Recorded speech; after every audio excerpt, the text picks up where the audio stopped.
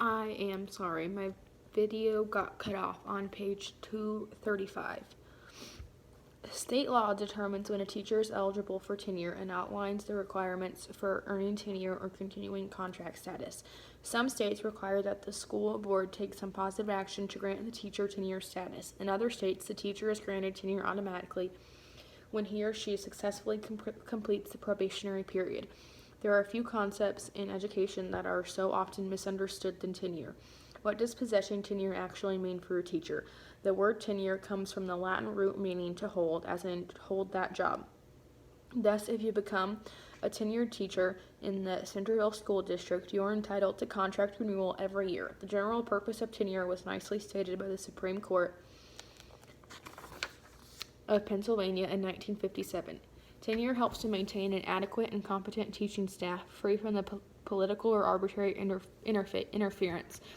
In addition, tenure allows capable and competent teachers to feel secure and to perform their duties efficiently. It definitely does not mean a guaranteed lifetime job. If your service is satisfactory, tenure guarantees your position as a teacher in the school district, but it does not mean that you are guaranteed to have the exact same teaching assignment every year. A teacher can be reassigned to teach second grade after being a fourth grade teacher for years, or a school district can reassign a tenured teacher to another school in the district. Tenure is an issue about which both the general public and teachers often hold strong views and just as often are greatly misinformed.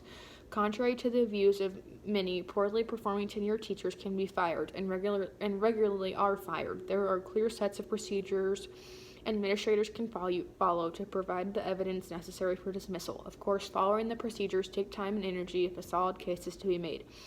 Recently, there has been a growing chorus of complaints about what many in the public believe is the failure of the nation's schools to get rid of ineffective teachers.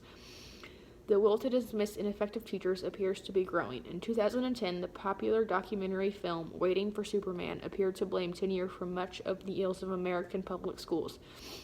One of the facts that the film presented was that in Illinois, 1 in 57 doctors loses his or her medical license, 1 in 97 lawyers loses his or her license to practice law, and 1 in 2,500 teachers loses his or her teaching credentials. This failure to dismiss poorly performing teachers is laid at the feet of administrators not wanting to document a teacher's inadequacies, fear of heavy lawyer fees, and the strong legal protections of teacher unions. For this reason, some educational critics and school reformers advocate the elimination of tenure. In recent years, a number of states, such as Florida and North Carolina, have eliminated teacher tenure. Others are considering this move, and several others have tightened their laws, making tenure more difficult to secure, though it is doubtful that this will happen in the foreseeable future. In fact, teacher tenure is no more than a guarantee of procedural due process. Nevertheless, a school district needs to follow a strict set of guidelines for disciplining or dismissing a teacher. These guidelines are somewhat different for tenured teachers than for teachers who have not yet entered tenure. Sometimes teachers fail. Perhaps they simply cannot handle the job, or perhaps they make a big mistake, such as striking a child in anger. Occasionally, teachers have philosophical differences, with administrators sometimes further complicated by mild or severe cases of personality conflict. These situations, and many more, may result in an attempt to dismiss a teacher. Dismissal procedures are covered by the laws in each state, and those procedures must follow due process. If a school district decides that in the middle of a school year to dismiss an untenured teacher, the teacher always has a right to a full hearing and due process. By contrast, if the district decides to extend a second or third year contract to a new teacher, as in the example given earlier in this chapter, the situation is less clear. Although an untenured teacher who is not being rehired can demand a hearing in some states, in most states, a school district does not have to justify its reason for not rehiring a teacher on probationary status. For tenured teachers, the legal situation is different. Tenure is protected under the 14th Amendment and is considered part of the teacher's property. In effect, a teacher owns his or her tenure. It is like holding the title to your own car. Tenured teachers have the expectation that they will have continued employment, which is considered a property interest. In a sense, tenured teachers have earned and own the job, and they can be separated from it only under very special circumstances. In light of the fact, teachers can call on the full protection of the law, just as they would if someone were trying to take away a home or car. To justify dismissal, the school district must prove that a tenured teacher has violated some provision of the tenure law. In most states, a tenured teacher can be dismissed only for cause. States vary concerning what they consider due cause for dismissal, but most require a good reason that will withstand the scrutiny of the court, such as sexually molesting a student, gross negligence, or clear incompetence. In some states, the law stipulates that tenured teachers cannot be dismissed without being given an opportunity to correct their defiances. In those instances, the courts usually determine what is remediable or faults that could be corrected by a teacher. For example, if a teacher demonstrates poor classroom management, that failure can be seen as something correctable, and most courts would not allow a tenured teacher to be dismissed before he or she was warned about the management problems and given a chance or perhaps training to correct them. Certain actions, however, are so unprofessional that the damage is irremediable. Being convicted of a crime and engaging in sexual relations with a student are both considered irremediable. In those instances, the school district is under no legal requirement to help a teacher correct his or her behavior, and dismissal procedures can begin immediately. The most common reasons for dismissal include immorality, insubordination, incompetence, and conduct unbecoming of a teacher. The last reason is a fairly vague term that allows schools some leeway in dismissing a teacher whose behavior is unethical and may not be classified under the other more specific causes such as insubordination or incompetence. For example, sometimes conduct unbecoming means a teacher has used the classroom for purposes other than teaching. One teacher was dismissed because he used class time to advocate that the students, their families, and their friends vote for a particular candidate running for superintendent of schools. In another 2009 case, a pregnant teacher, Roberta Weisbecker, took maternity leave with several loose ends, including failing to leave her substitute teacher enough data to complete her students' final grades. The school board recommended Roberta be fired, but she resigned before the board acted. Later, she sued in federal court claiming gender discrimination because of her pregnancy, but the court ruled against her, stating that the evidence of gender bias was slim. In this case has been cited as evidence that firing a teacher is getting easier. It is the responsibility of the courts to weigh the individual situation, review the law on the subject, and determine whether the case justifies dismissal. In most instances, a tenured teacher can only be dismissed for wrong behavior or incompetent teaching. The one exception to that occurs when the school district needs to eliminate some teaching positions for economic reasons. Sometimes the courts allow schools to dismiss teachers as a result of curricular reorganization. For example, a school board might decide to drop its classical languages department. Most commonly, however, reductions occur when the school district has a drop in student enrollment and does not need all the teachers that it employs, or when it experiences a budgetary shortfall that requires teacher dismissals.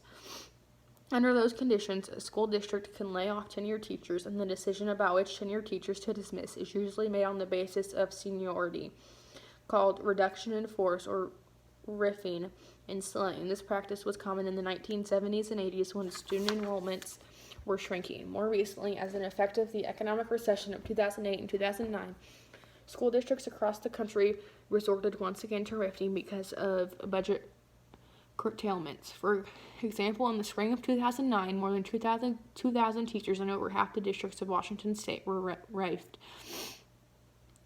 Federal stimulus money was made available to many public sector workers, and in the case of Washington state, 87% of the RIF teachers regained their position. Liability means blame, as in the teacher should accept liability for the student's dislocated shoulder and other accidents and mistakes, and implies that the teacher behaved negligently or unintentionally in a way that allowed an injury to happen. Read the teacher and liability section below.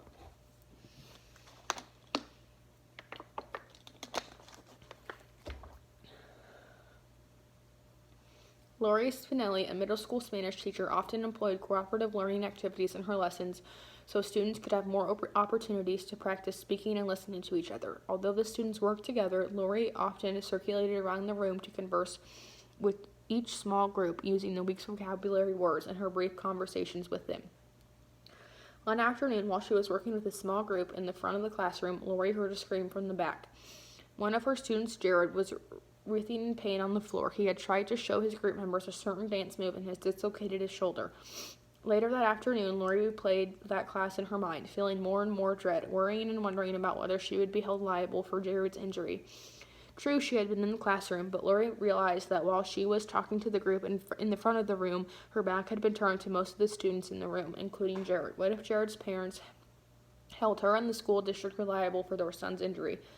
Teachers are responsible for ensuring the safety and well-being of the students in their own classrooms and workspaces, and in the activities they oversee. This includes field trips and after-school clubs and activities such as band, sports, and play rehearsals. Teachers are often liable if they do nothing when they observe a student in some potentially dangerous act that eventually turns out to be harmful. Turning one's back on misbehavior is in no way lessens their responsibility. Teachers can be held liable for acts of omission. Lori has good reason to be concerned. A court trying to determine whether her supervision was adequate would focus on whether Lori could have reasonably prevented Jared from getting injured, or whether his injury was something that could not have been reasonably anticipated by her. 2 court cases have helped shed light on the extent of teachers' liability. In one case, an 8th grader was injured when her teacher took a group of students outside to watch a baseball game and then went back inside the school.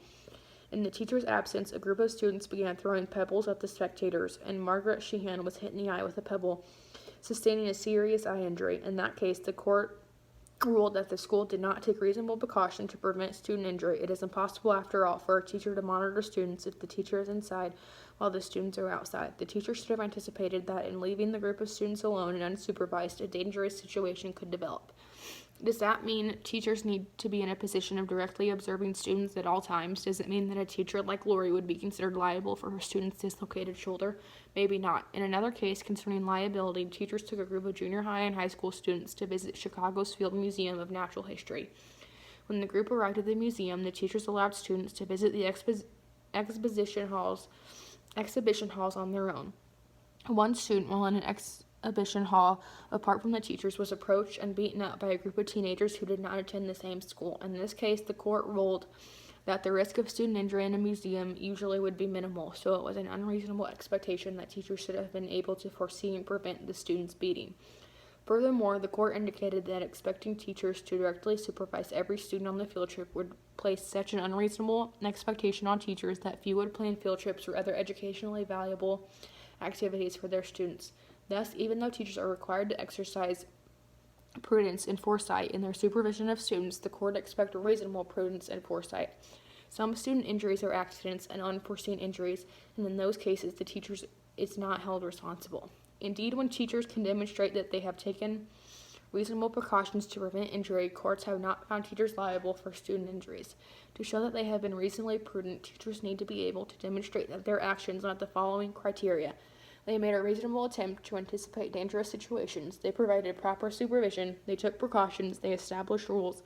They gave a warning to minimize the chances of students getting hurt.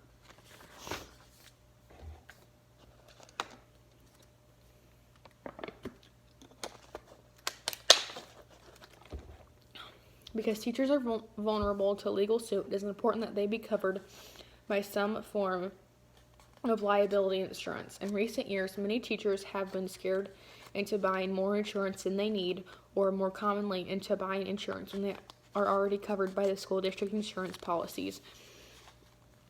Every new teacher should check his or her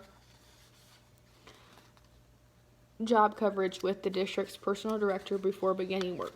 One area in which experts suggest teachers are particularly at risk is automobile liability. Often teachers volunteer to take students in their own cars to sports games or on field trips. Even if teachers have personal insurance, they often do not have enough to cover liability claims if a serious accident happens. Before taking students in a private car, teachers should be sure that the district's insurance policy covers such cases or that their own policy is adequate. To Lori Spinelli's great relief, no charges were brought against her. Lori had established an orderly classroom, and she was in the room when Jared was injured. Other students indicated that Miss Spinelli had taught them rules of behavior and of courtesy, especially given that they would often be working in small groups. Jared was, in general, a well-behaved student, so there was no reason for Lori to expect that he would decide to jump up and show a dance move to his group members. Finally, her lesson for the class, which covered presenting and participating and practicing written dialogues for their partners, would not be considered a dangerous situation for students. The mere fact that her back was turned to Jared's group would not be grounds to hold her liable. After all, no teacher can face all of the students all of the time. Lori established good teaching practices, and her sound judgment demonstrated her competence. In another situation in which just a few of those factors were different, a teacher may have been held responsible. In all these issues of liability, it's important for teachers to use good judgment. Accidents often just happen, and there may be no liability involved. If a school injury does result in a lawsuit, the courts will try to determine whether the teacher was providing reasonable care and, in general, was acting in a prudent and careful manner. In addition to preventing harm to students under their supervision, teachers have a legal responsibility to safeguard students from abuse and neglect at the hands of their parents and other adults. Teachers in every state are required by law to report suspected child abuse or neglect. The laws vary somewhat from state to state, but they all include two or more of the following elements in their definition of abuse and neglect: physical injury, mental or emotional injury, and sexual molestation or exploitation. If teachers suspect that a student have experienced any of those injuries, they are legally obligated to report their suspicion of the child abuse and neglect to the appropriate authorities. Schools typically have detailed instructions on their faculty handbooks about how to report such suspicions. Additionally, principals or other administrators will often remind teachers of those procedures so that all teachers understand explicitly the necessary reporting protocol. A teacher does not have to be certain that a child is being abused before he or she makes a report to the principal. Child abuse is clearly one of those areas where it is better to act and be wrong. The true problem is failure to act. If a teacher has a reasonable cause to suspect that a child is being abused, that is sufficient grounds for making a report. To protect a teacher from reaction to an innocent report or from the anger of an offending parent, the reporting is kept confidential. Further, teachers in all 50 states are granted immunity from accusations of slander or any possible liable suit. Without such protection, many teachers would hesitate to report their suspicions. Schools are very crowded places, and they are crowded by definition with immature individuals. Thus, it is not surprising that conflicts sometimes erupt and teachers find themselves encountering hostile behavior. For instance, a teacher may have to break up a playground fight or stop some students from vandalizing another student's locker, or a student may strike a teacher in anger. It is a myth, however, that teachers cannot touch a student. When a student or students are in danger of injury in a fight or a case of bullying, the law requires a teacher to act. What they do, however, must be reasonable. Self-defense is defined broadly here to take in all these situations. In the first two cases, fighting and vandalism, the teacher is expected to intercede in the interest of safety. In a fight, for instance, the teacher must act to stop the students from hurting one another. Strong and loud words usually are effective, but sometimes the teacher must become physically involved. The operating principle here is reasonable force. If a teacher uses reasonable force, and if in the process of stopping the fight and separating the students, a student suffers an injury, the courts typically will find that the teacher is not liable. In the same injuries related from a fight the teacher did not act to stop, he or she may be held liable. In more obvious cases of self-defense, a student threatens or actually strikes a teacher. The principle of reasonable force applies here too.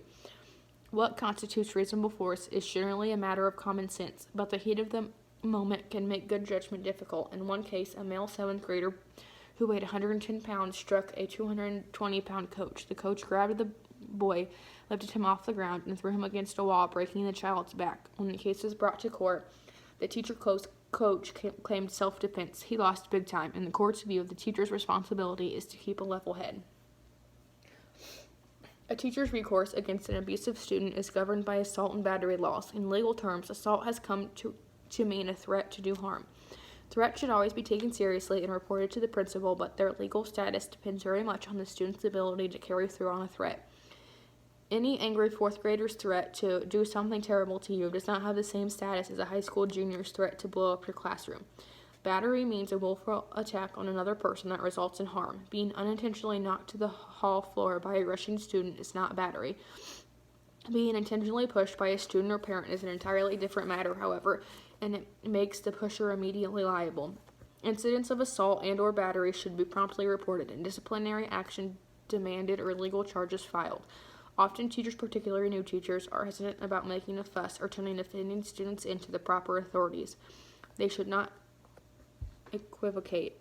Verbal abuse and physical violence has no place in our elementary and secondary schools. One of the most treasured rights of American citizens is the freedom of expression. Freedom of expression includes symbolic expression and verbal or written expression. For teachers, freedom of expression also subsumes academic freedom, the freedom of a teacher to select course materials and to teach in a way he or she thinks fit. Before we go on, take a moment to consider your ideas about freedom of expression.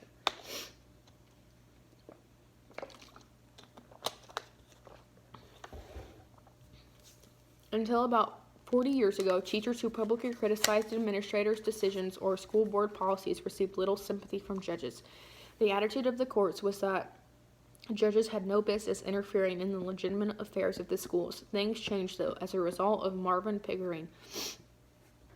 Pickering, a high school English teacher, wrote a long and sarcastic letter in the local newspaper about his superintendent and school board. He accused them of, among other things, taking the local taxpayers to the cleaners, devoting excessive expenditures to athletics, and forcing teachers to live in an atmosphere of totalitarianism.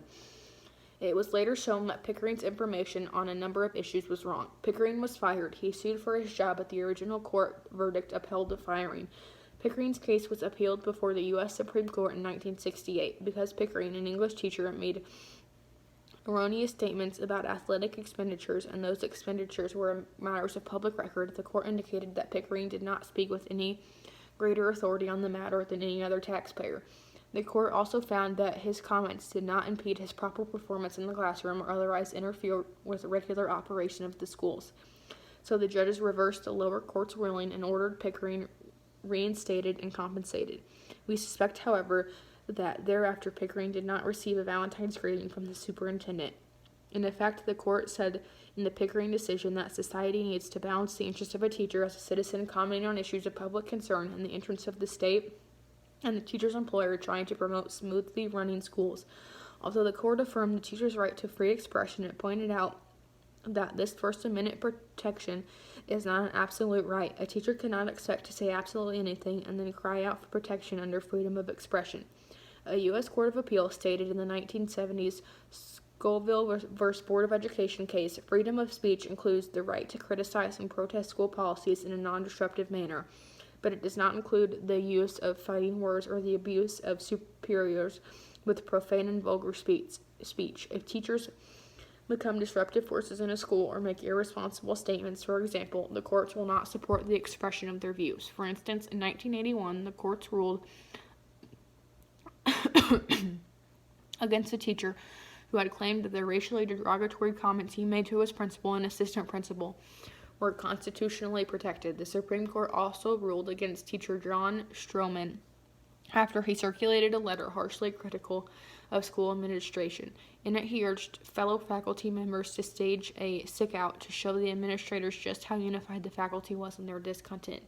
In its ruling, the court indicated that Regina sick-out when individuals were healthy was an appeal for dishonest behavior and conduct unprofessional for teachers. Personal expression is not limited to spoken and written words. Dress styles, armbands, tattoos, and buttons have been used in recent years to make a statement. Typically, the courts support teachers in these cases of free symbolic expression. A key issue here involves the potential of this type of expression to lead to substantial disruption within the school. A school might forbid such symbolic clothing as a teacher's Ku Klux Klan button in a high school with many African American students, or students' gang colors or jacket insignias if they provoke fighting. These judgments cannot, however, be a matter of a teacher's or an administrator's taste. Bans on symbolic expression of one's views or preferences must be based on clear indications that the efficiency or safety of the school is in danger.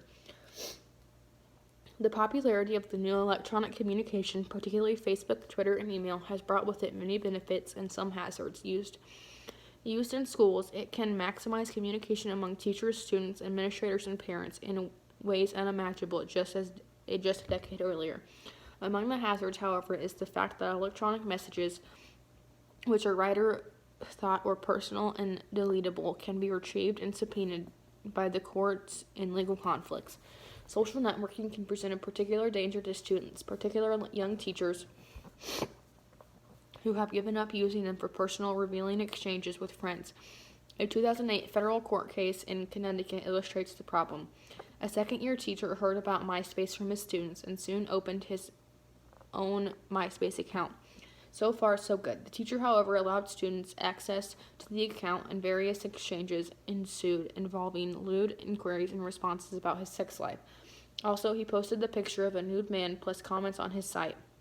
Word got out. Administrators investigated, and the young teacher was let go. Believing he had been badly treated, he filed suit in federal court claiming the school system had violated his 14th Amendment rights of procedural due process, substantive due process, equal protection, and his First Amendment freedoms of expression and association.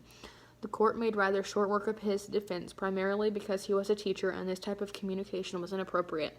Commenting on the issues behind this case, education legal specialist Perry A. Zirkle wrote that it is not surprising that teachers like students would get ensnared in the web of new technological issues. However, at a time when the Supreme Court and the rest of the judiciary is learning away from individual rights under the Constitution, including the cited First and 14th Amendment decisions in the public employment context, the new technologies, including but not limited to email, MySpace, Facebook, YouTube, and electronic surveillance tools, present traps for the unwary. The problem of establishing an effective relationship with students, close enough for internal trust but distant enough for external trust, is an age-old problem that is as tricky as distinguishing between the permanent definitions of competence. A subcategory of freedom of expression, academic freedom, deals largely with issues in the classroom and the teacher's rights to discuss ideas and read material of their choosing.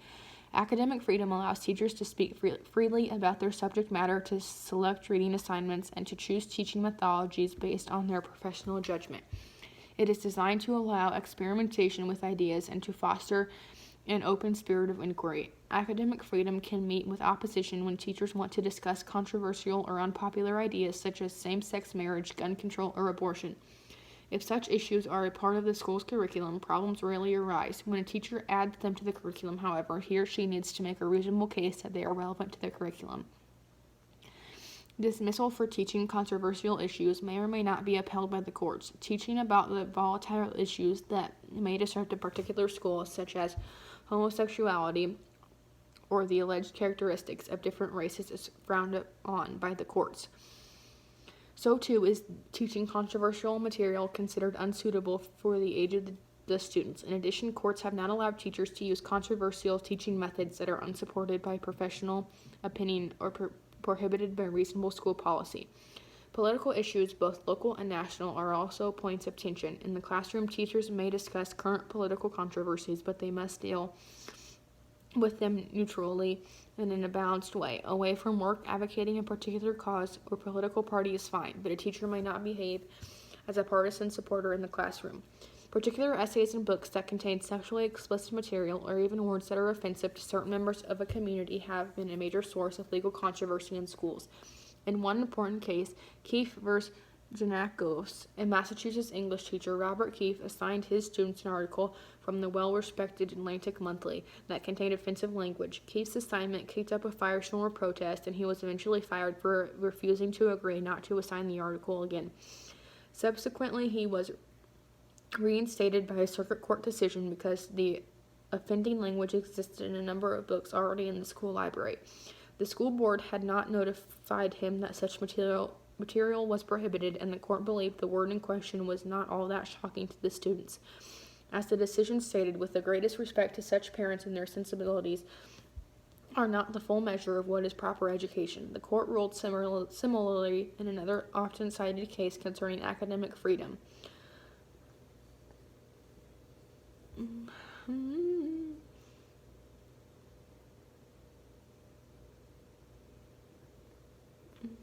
Marilyn Barducci, a high school English teacher, had assigned Welcome to the Monkey House by Kurt Vonnegut to her 11th grade English class. Miss Barducci was called down to the principal's office the next morning and told not to teach that story in any of her classes. Barducci disagreed, contending that the short story had merit in a literary work, despite the principal remarks that it was literary garbage. Barducci indicated to the principal and assistant superintendent that she would continue to teach her 11th grade English class using whatever material she wanted and in whatever way she thought best. Barducci was fired from her job with the explanation that she was insubordinate and the course reading had a disruptive effect on students. The court found that the Vonnegut story was not an appropriate reading for 11th graders. The findings added that the short story was met with apathy by most of the students, so the reading itself could have not created an undue distraction. Absolute academic freedom at the K-12 level does not exist. However, and some court decisions have limited teachers' perceived academic freedom. The decision in a later case stands in contrast to the rulings in the Keefe and Pardusy cases. Margaret Boyne chose Independence, a play containing mature subject matter, for her advanced acting class to perform in a statewide competition. After reading the script, the school principal informed Boyne that the class would not be allowed to perform it at the state competition.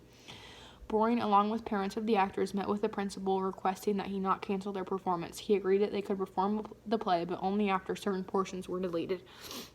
The students performed the play with portions deleted and won second place at the competition.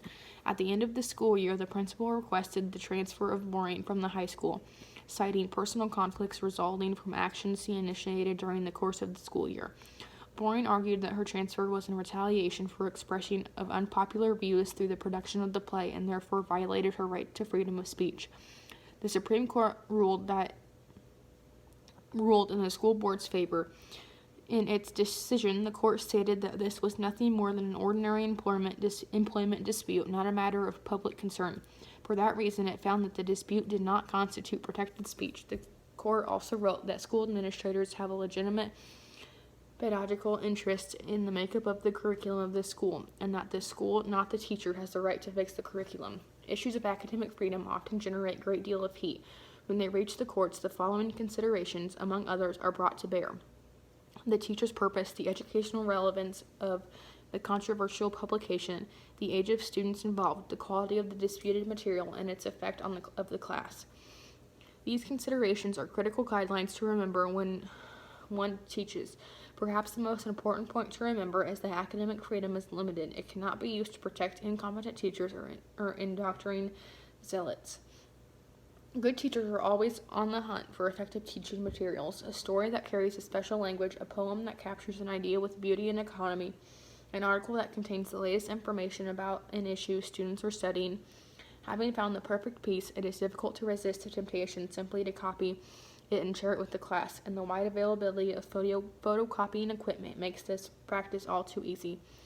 Printed matter is the product of someone's labor, the same way that a painting or piece of furniture is. Under the law, it is considered intellectual property, and the creator or author has a legal right to receive a reward for his or her labor. Without such payment, few people could afford to write books, plays, or articles. For this reason, first in 1909 and more recently in 1976, the U.S. Congress passed copyright laws to protect writers and publishers from the unauthorized use of their material. For teachers, the heart of the current copyright law is its fair use guidelines, which specify which printed materials teachers may photocopy and under which conditions they may do so. The general principle behind fair use is not to impair the value of the owner's copyright by diminishing the demand for that work, thereby reducing potential income for the owner. In other words, if people simply copy print materials whenever they want, they will not buy the books, and publishers and authors will suffer. Some copying is allowed, of course, and it is important for teachers to know what they may and may not do. Teachers may copy materials under the following circumstances: if making a single copy for class preparation of a chapter from a book, a newspaper or magazine article, short story, essay, or poem, or a diagram, chart, picture, or cartoon from a book or magazine. If making a copy for each of their students of a poem, if it is fewer than 250 words and printed on not more than 2 pages. If a complete article, story, or essay is less than 2,500 words, or is an expert from any prose work of not more than 1,000 words, or 10% of the work, whichever is less. Teachers may not copy materials in the following situations: if making copies of a work for their classes, if another teacher in the same building already has copied that same material for his or her class; if making copies of the same author's work more than once a semester, or making copies from the same anthology text or periodical issue more than 3 times a semester; if creating a class anthology by copying material from several sources; if many multiple copies of weekly newspapers or magazines specifically designed for classrooms, or of consumable materials such as copyrighted games, exercises, and particularly worksheets from workbooks; if charging more for legally permissible copies than it costs to copy them. These guidelines may seem overly restrictive and technical, but teachers actually have more liberal guidelines for copying than average citizens do.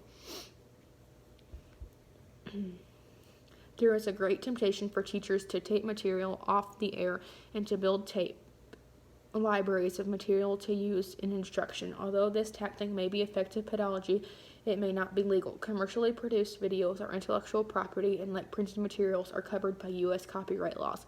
Copyrighted television programs can be kept for only 45 days, after which they must be erased or taped over. Also, during the first 10 days after the taping, teachers may show the tape only twice, once for initial presentation and once when instructional reinforcement is called for. Finally, schools cannot routinely record material for potential later use by a teacher. Such recording can be done only on a teacher's request. The personal computer has helped to revolutionize American life in general and American education in particular. Since 1976, a huge new source of intellectual property has burst on the scene and opened up a plethora of new opportunities, the internet being the most dramatic example. Today it is possible to copy information from government agencies, libraries, legal system, commercial sites, and other schools with the click of a mouse. Given the ready accessibility of websites, you may be tempted to copy a research report from an online news information service and make copies for all students in your class. However, contrary to what many believe, the internet is not in the public domain. Most web pages, including the information on them and the code used to create them, are protected by copyright laws. Because the internet is global, it is regulated by an international treaty, the Berne Convention for the Protection of Literacy and Artistic Works, to which the United States and most English-speaking nations are signatories. The law in this area is still evolving, and until it settles, we suggest you follow the fair use guidelines cited earlier. Also, many teachers find that their school's media specialists can help them keep up with the changes in copyright laws regarding digital as well as printed and video materials. Computer software programs are not treated in the same way as text, video clips, or still pictures. Commercially sold software differs from material taken off the internet. Software should not be passed around and copied. In some cases, the software publisher may allow a purchaser to make one backup copy of the software, but making any other copies is a violation of the copyright laws. Although all of this may seem like overkill, it is important for teachers to follow the rules, not simply because it is the law, but because students will follow their example.